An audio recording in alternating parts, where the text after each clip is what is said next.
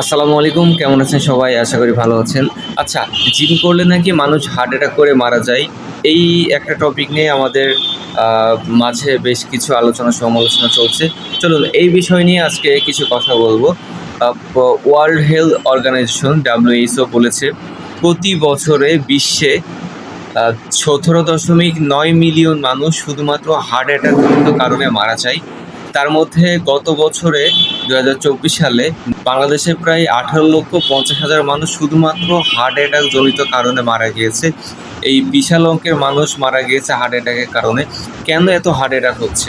হয়তোবা family pressure, অর্থনৈতিক pressure, বৈবাহিক জীবনে অশান্তি, বিভিন্ন কারণে সে ডিপ্রেশনে থাকতে পারে, আনহেলথি লাইফ লিড করতে পারে, বিভিন্ন রোগে বাসা বাঁধতে পারে, শারীরিক পরিশ্রম না করে এবং অতিরিক্ত মাত্রায় রাত জাগার কারণে কিন্তু হার্ট অ্যাটাক হতে পারে।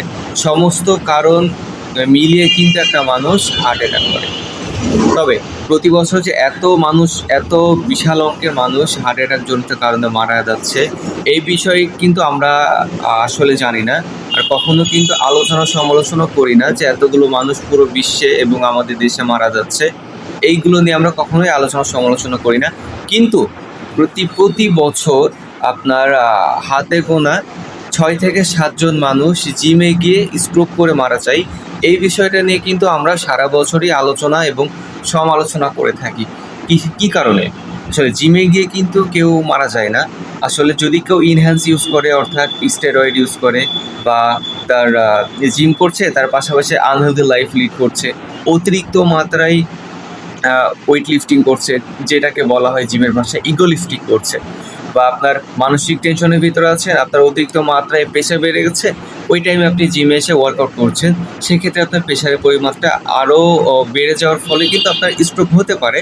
তবে এটা খুবই সামান্য। তবে যারা স্টেরয়েডের কারণে মারা যায় হার্ট অ্যাটাক করে, তাদের হিসাবটা টোটালি আলাদা। কারণ তারা হার্ট অ্যাটাক করবে, এটা স্বাভাবিক। কিন্তু প্রতি বছর যে এত মানুষ মারা যাচ্ছে আমাদের বিশ্বে, আমাদের দেশে এত মানুষ মারা গেছে, গত বছরে ১৮,৫০,০০০ মানুষ মারা গেছে, এই নিয়ে কি কখনো আলোচনা সমালোচনা করেছেন? করেন নাই।